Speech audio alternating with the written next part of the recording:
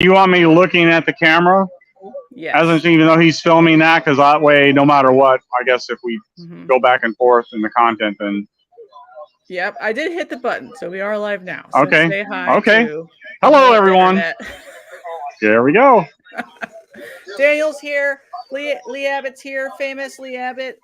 We're talking corn snakes at the current Daytona Expo that's happening this weekend. This is setup time, so we're having some technical difficulties, but we're working through it, right? That's right. No, absolutely.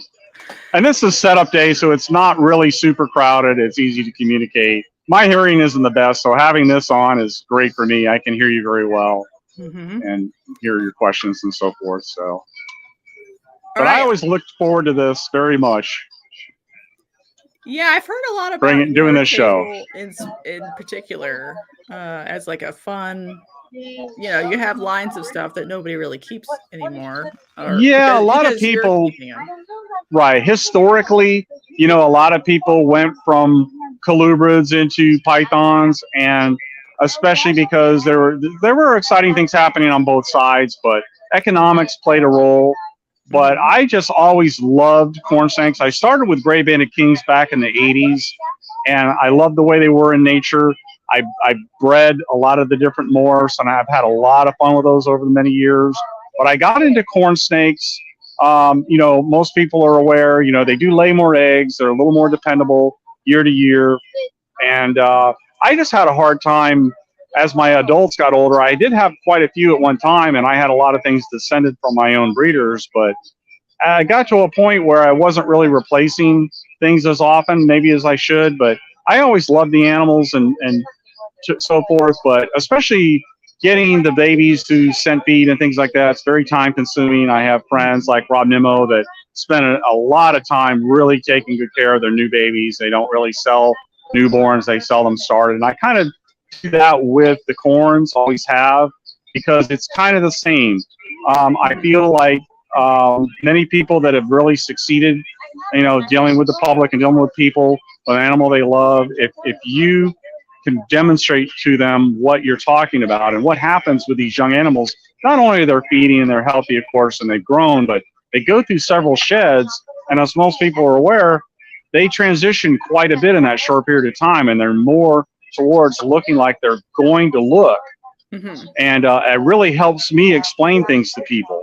And people get to pick what they really like. And it's much easier doing that face-to-face, although I know many people that do just great online.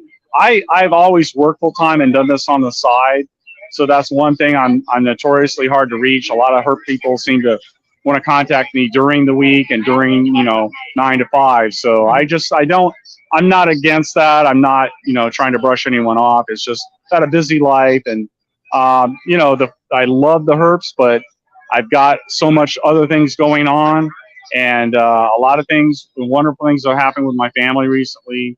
And so forth. And my son's actually been helping me more and more. And he's 24 now, and he's actually helping me keep the collection the way it should be, and actually helping me more at shows. So he's going to be more and more in the picture, because he's actually with me now. My home I lived in for 30 years. We remodeled and doubled the size of my home, and my grandchildren moved in with me, and he's there with his wife. And so it's a really good situation. And he's always been around me in the reptiles, but now that he's growing up, he's really realized, Dad, I really do love this like you do, and I'm familiar with it somewhat, and so it's great. And that's the whole reason we're together in our home, is we're helping each other out. And it's just, go ahead. Sorry, so if somebody saw something like that, dark Henry, okatee thing, could they buy it from you right now? Oh, absolutely. Okay. And I bring the pictures because it's so much easier than bringing a lot of adults, of course, for space. And I can have a historical record if there's been generational breeding or variants in a gene. And so it's easier to explain to people. The one that Daniel's holding now is an adult. People have begged me for years to bring an adult of that, because I really want to see what they really look like as an adult. And I'm perfectly fine with that. I just, so many times, I am bursting at the seams like so many people. In my vehicle is loaded from floor to ceiling, and everyone else's too. So we bring everything we can, but it is nice. I've always known that a live animal is so much better than a photo, because there's so many things that can be filtered, or photos can be taken and outside, and things look so much bluer in the sunlight than they do indoors.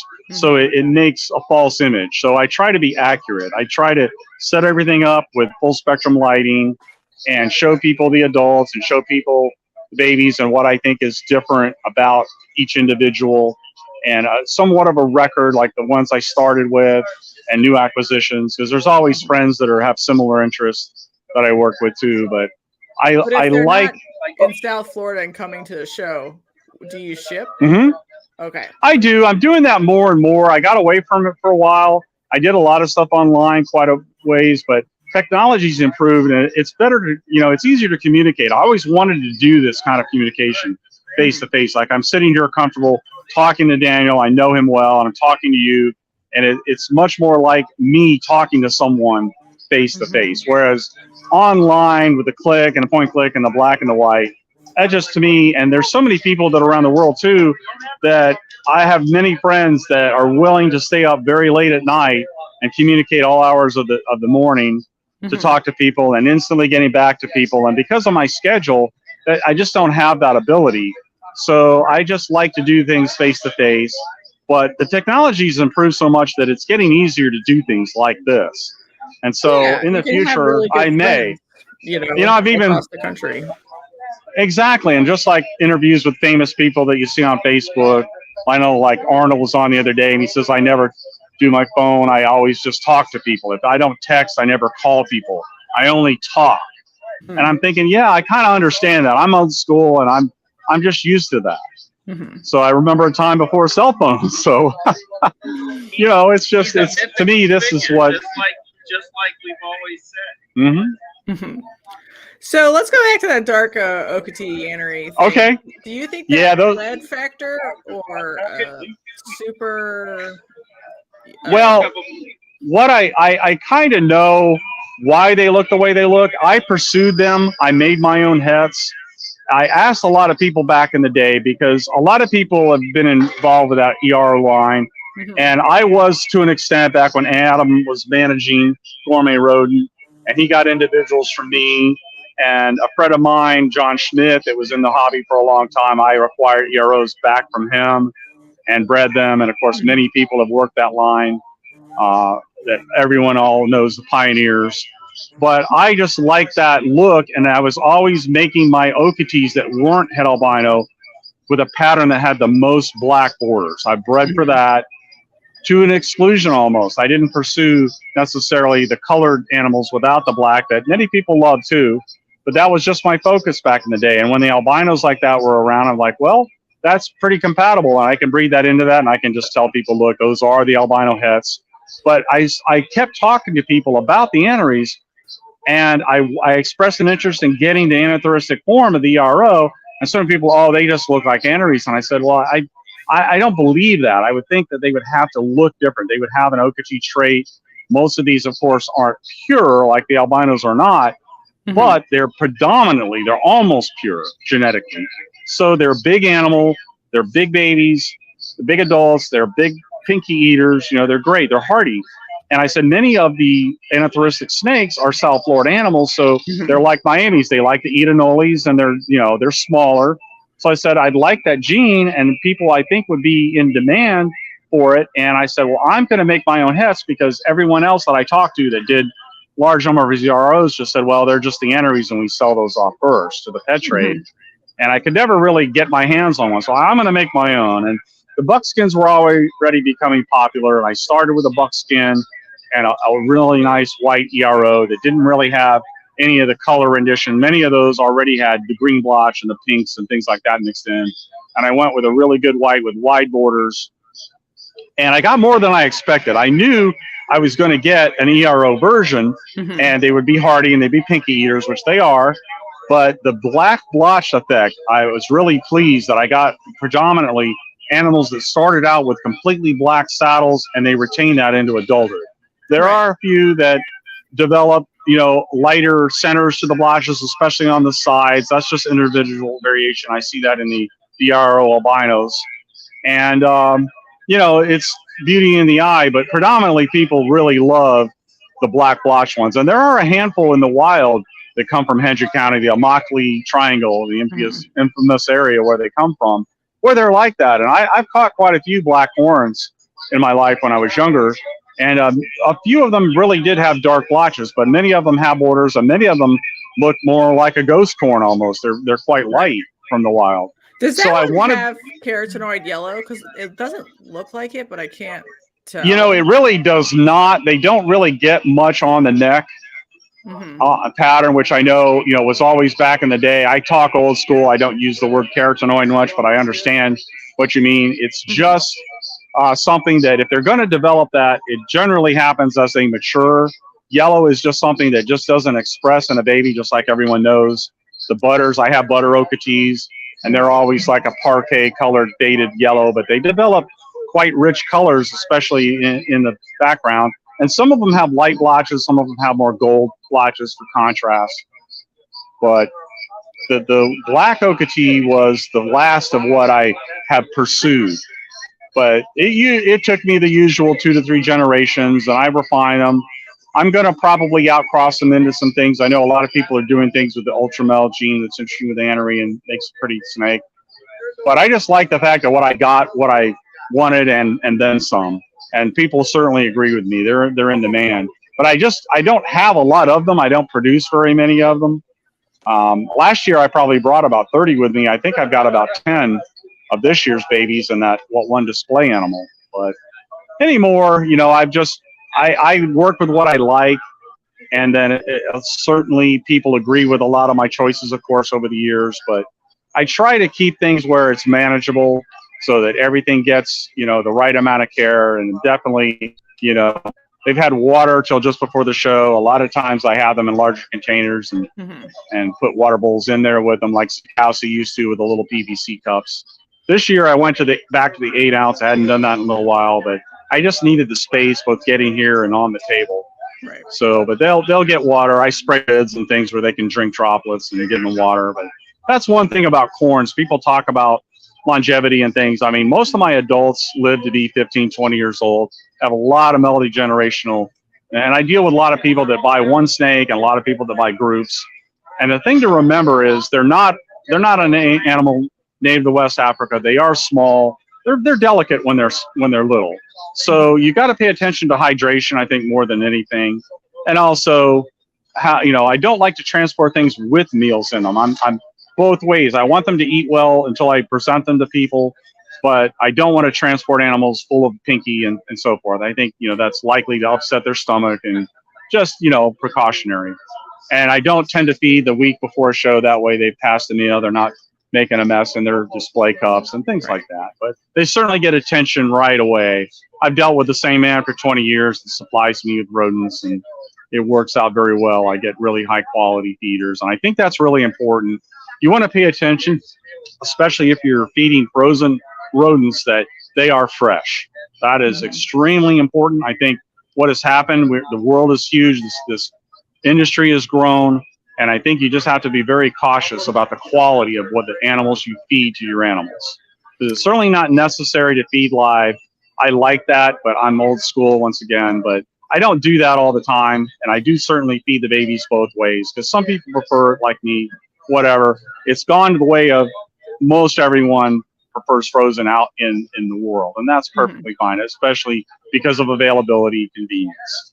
So I certainly don't see any health, you know, consequences, but I just try to warn people to be certain that you're getting quality frozen rodents that are freshly frozen, not for, you know, way long freezer burn kind of things. And I'm not accusing anybody of anything. You know, there a lot of the rodent breeders out there, the big commercial ones, guarantee they'll replace things, of course, and they realize. So, but, you know, that's one of the things. I try to pay attention to small details that I think can make a difference in the overall attitudes of people. What morphs do you think? I mean, people know you for Abbott okatees and like okatee, like crosses, line breeding, but like, what morphs do you think you sell the best of? Like in person, most of the things I have are a derivative of okatee. Like I mentioned, the blacks, the EROs, and I have coral pink ones and the butters. And I have a few ultramel varieties and things like that. So I think I've kind of stuck to a theme, but I've branched out. I mean, I started doing other things quite some time ago. A lot of people from Europe especially wanted to know about my okatee more. So I went further from just developing, you know, the pure ones that aren't hep or anything into other things that were combinable. Because in my opinion, I mean, okatee is simply a 600-acre hunt club. And there are other areas like Chelsea and other areas in the surrounding geography that have that look. But it's become harder and harder historically, especially with traffic. A lot of the animals have gotten run over crossing roads, and it's harder to find a nice snake like that. And of course, development everywhere, and it's harder to find places to hunt. So really, the captive breeding keeps people from pursuing that anyway. There's really no reason.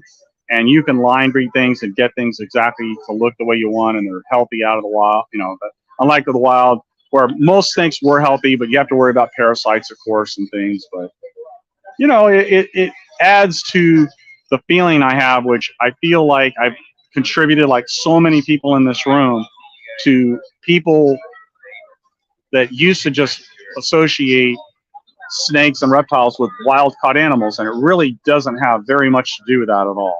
There are so many people that work so hard to produce animals, and they really do care. And they really do spend a lot of their lives doing the best they can. And I see that in a lot of different things. A lot of lizard people, you know, those have a higher metabolism, and they really require. Oh, okay. Yeah, her internet died. So I don't know. Hot mess today.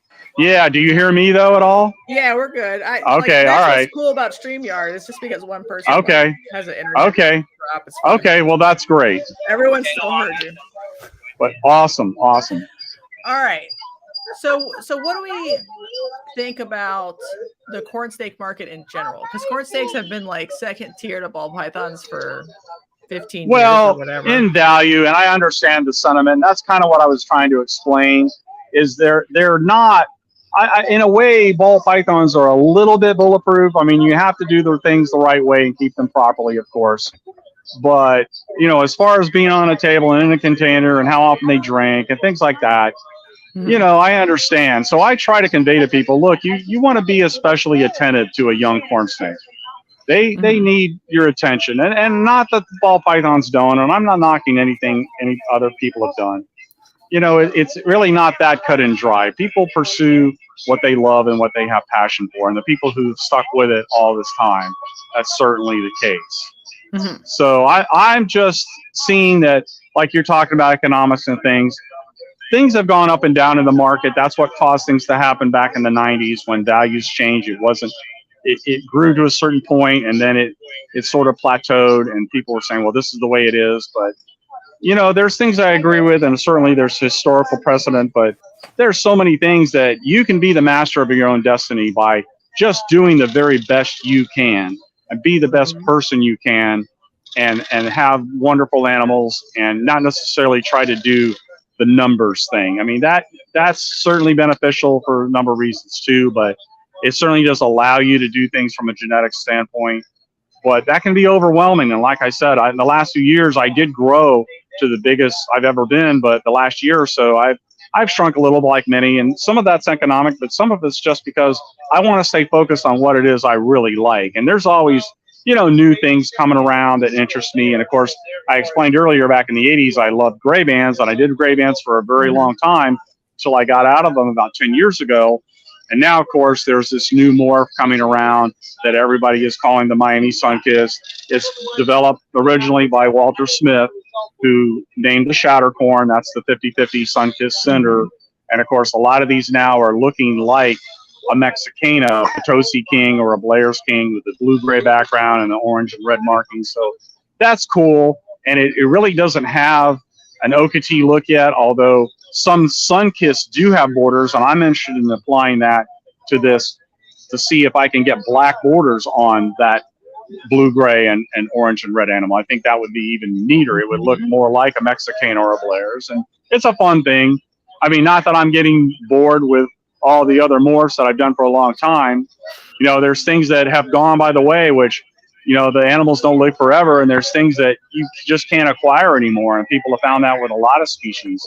A lot of things were taken for granted, and they left North America and they never came back.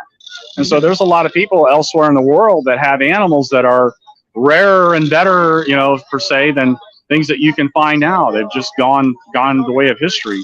But some do come back, and some people go out of their way. I've had friends import things back from Europe recently, and it's great. You know, you can get, if you spend the time, you can get the best animals you can acquire, and that is the way to really set yourself apart. Yeah, I think pay really close attention.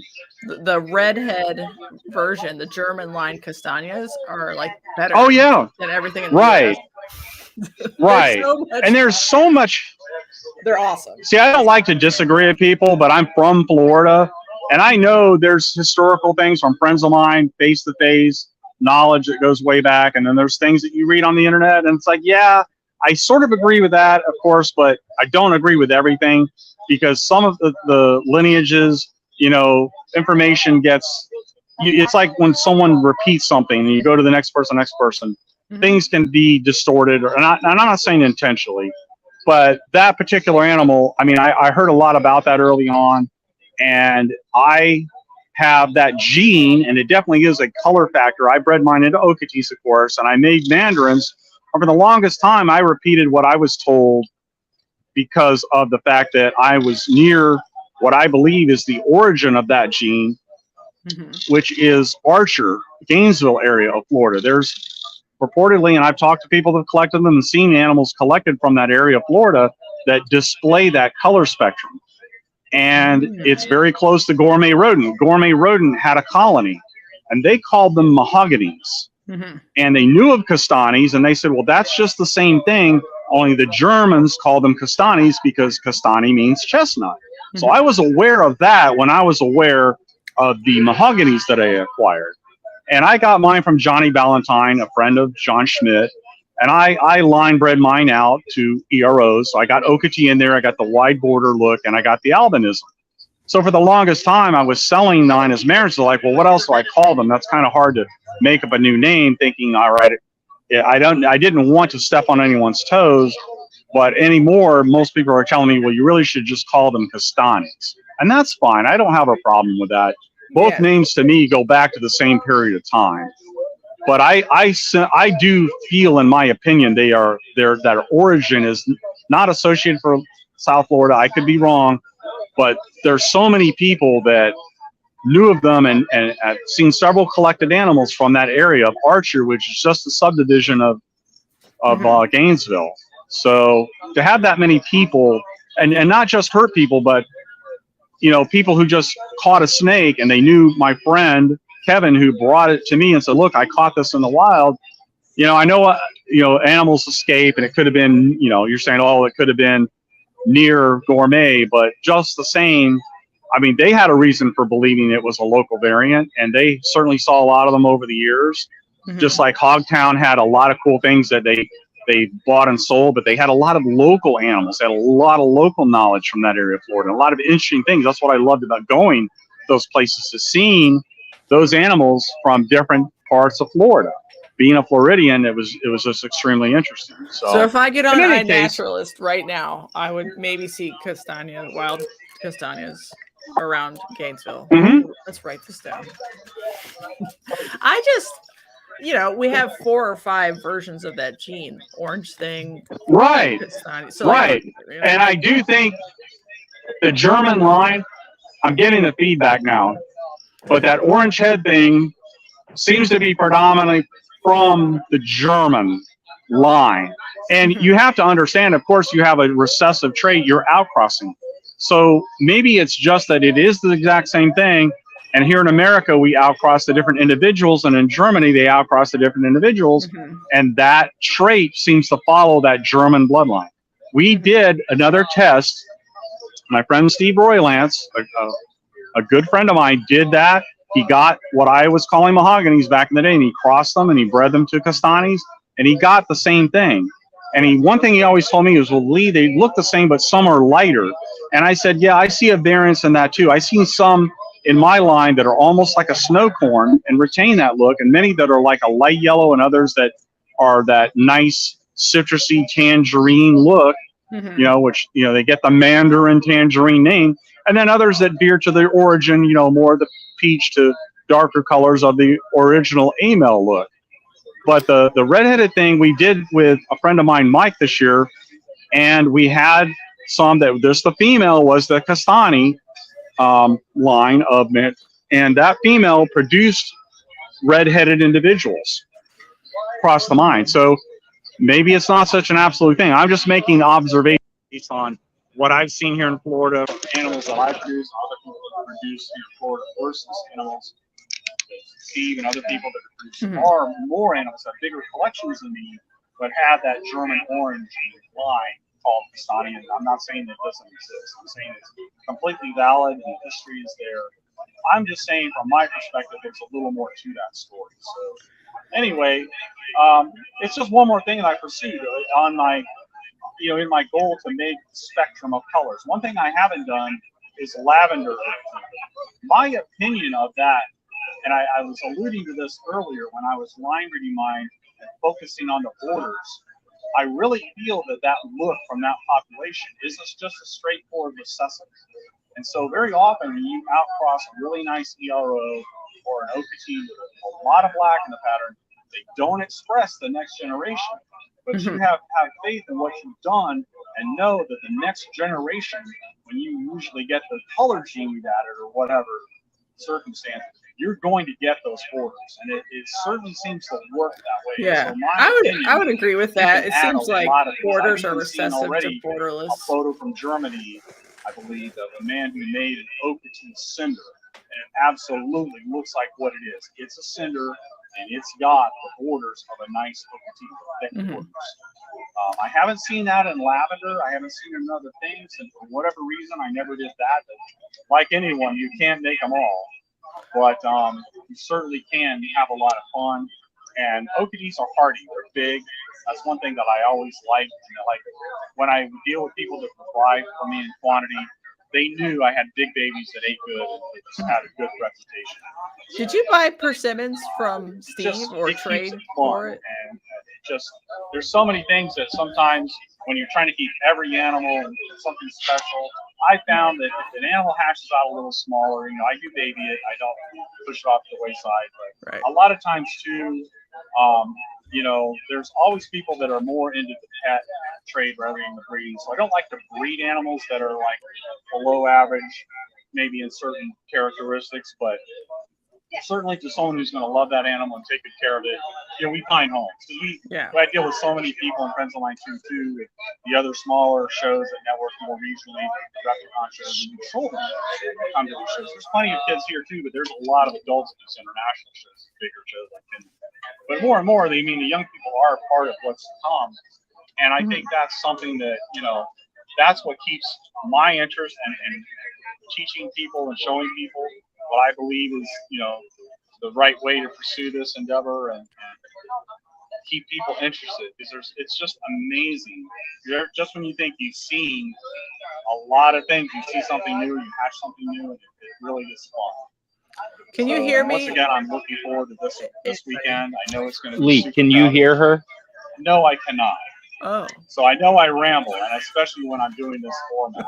That's what I tend to do when I'm talking to people. We're doing great. Just FaceTiming things. But bear with me, my hearing is awful. Can you hear me?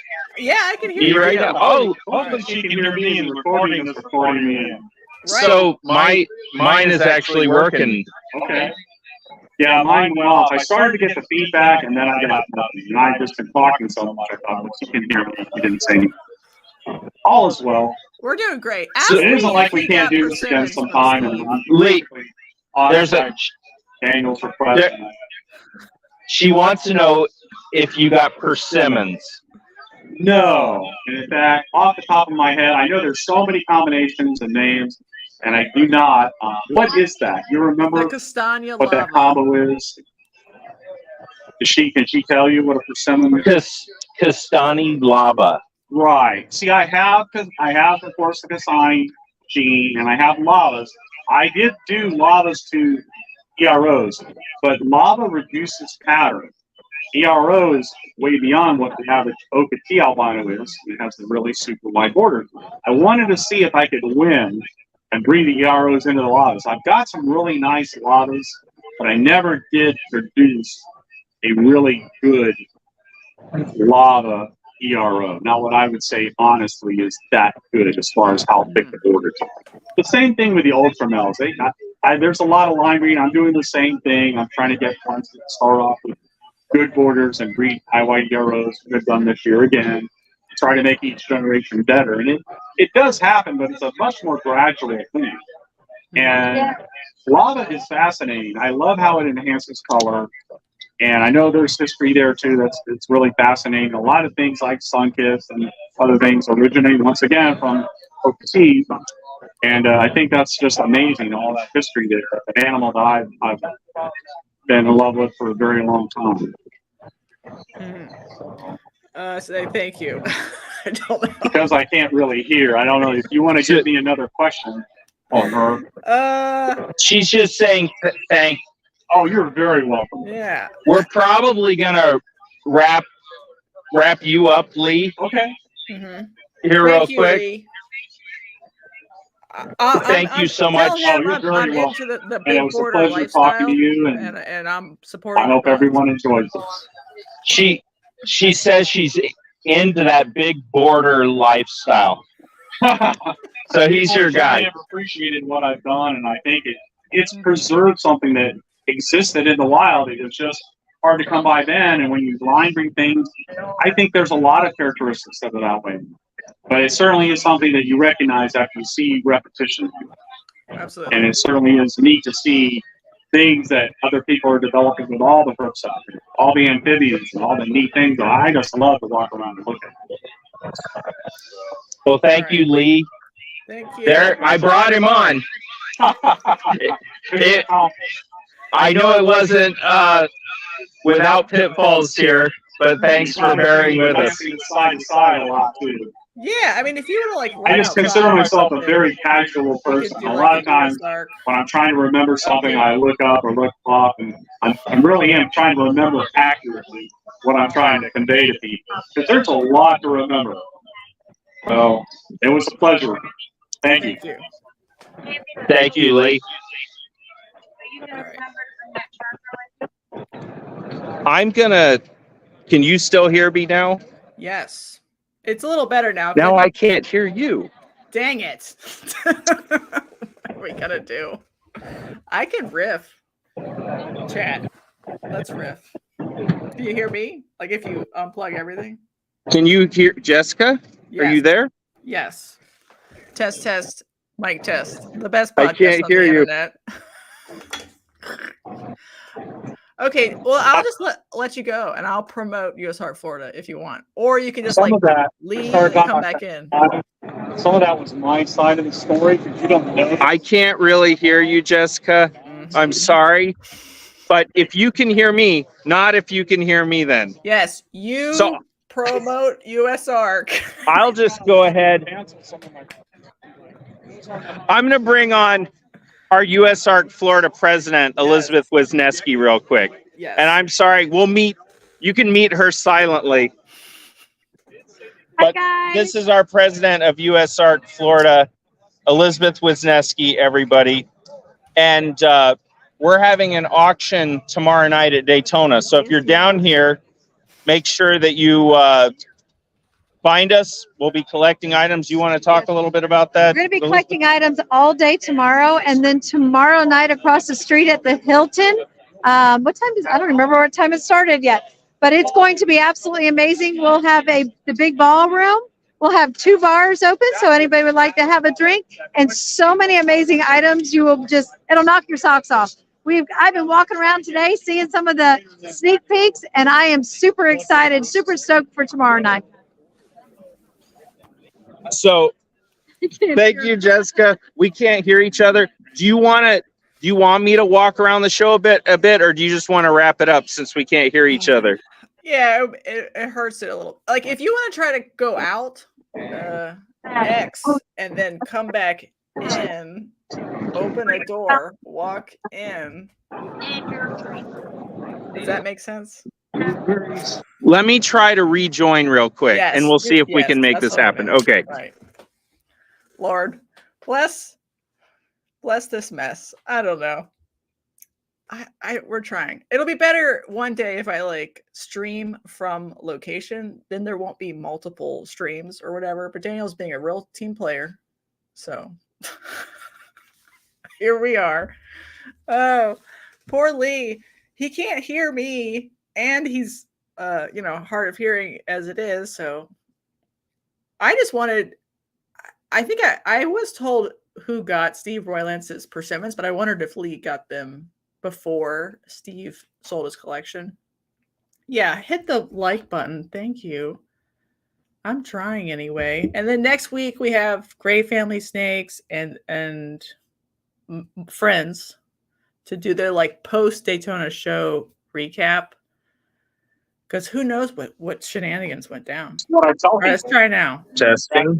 Testing. Why did you do this? Test. I can't hear you still. You know, I advertise with photographs. I tried it with the headphones, without. All right. That's okay. I'm going to take you on a walk All right. around since we can't talk to each other. If you want me to stop, you just I'll do some stop, sort of miming. cut. Okay, go. Yeah. What if I like write it on pieces of paper? Yeah, it's okay.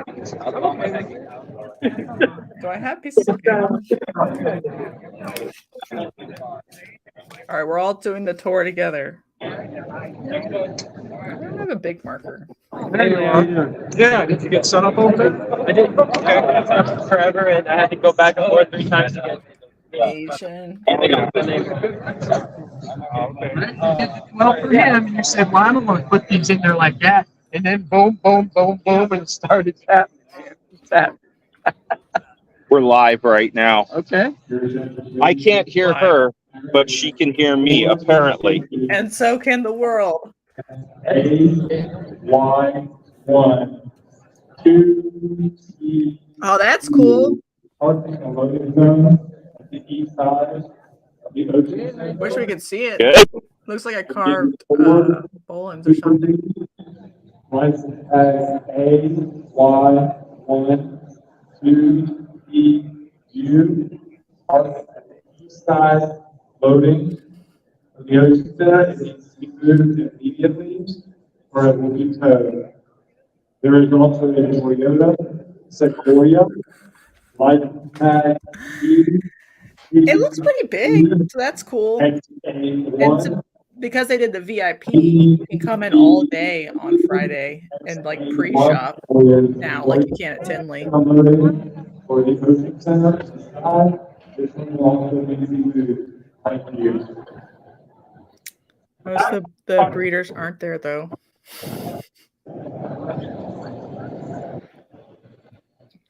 There's Bob Fu living his best life.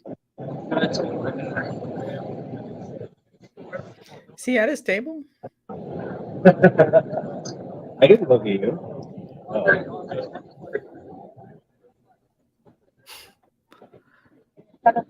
We're just gonna have to road trip it, Marissa.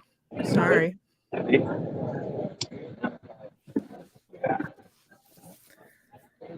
Double D.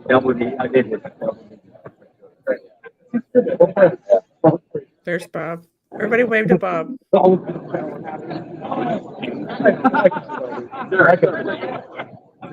There's Steve's Morphs. Everybody wave to Steve Cassini. Let me see. They can't see you wave. That's the trick. Test. I'm not sure I'm going to put You want the me audio. to keep going?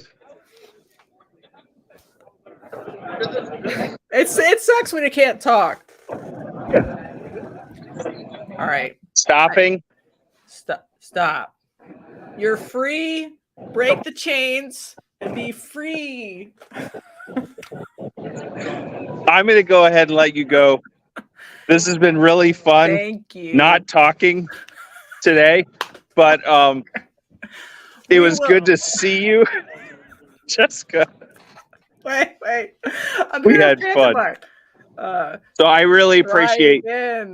But what you guys do, Jessica, you've been so supportive, and you help us a lot from up there. And down here in Florida, we're fighting the battles for reptile keepers and, of course, USARK National on a national level. And Jessica, you are tremendously helpful, and you give us another outlet to talk to people and inform what we're doing. And we'll get together again at a time we can hear each other. Hell yeah. I'll let you go. Thank you so much for having me. All right. Bye. All right, real quick. Thank you for being here, everybody, and dealing with that. It wasn't me. Like, the audio worked multiple times and it was fine. There was something about like the syncing of the headphones, but I didn't do a sponsor spotlight. So I'll do that real quick. Bonus episode. So it'll be fast, quickie. This is a quickie. So Stoneage ball pythons, Pacific Northwest breeder, breeding beautiful, luscious ball pythons. Venus Reptilia, he's going down there. Chris, I don't think he's vending though. I think he's just partying hard. So maybe we'll see if we can catch up with him, see what kind of shenanigans he got into. Powerhouse pythons, beautiful, also luscious ball pythons. Pacific Northwest local, go for Coco. I need to find a distributor around here. I think Jason Amos might. Am I making that up? Somebody chime in. Small Town Xotics. He still has adult breeders for sale. I didn't look up what they were, though. Is that making me a bad show promoter? Yes. Next time I will. Gray Family Snakes. So they'll be on next week to do the full report. And then Bravo Zulu Pythons. Thank you for sponsoring. Thank you all for being here. We're just living our best life right now. One day I'll be there in person, and then it'll be much better. Goodbye, everybody. Godspeed.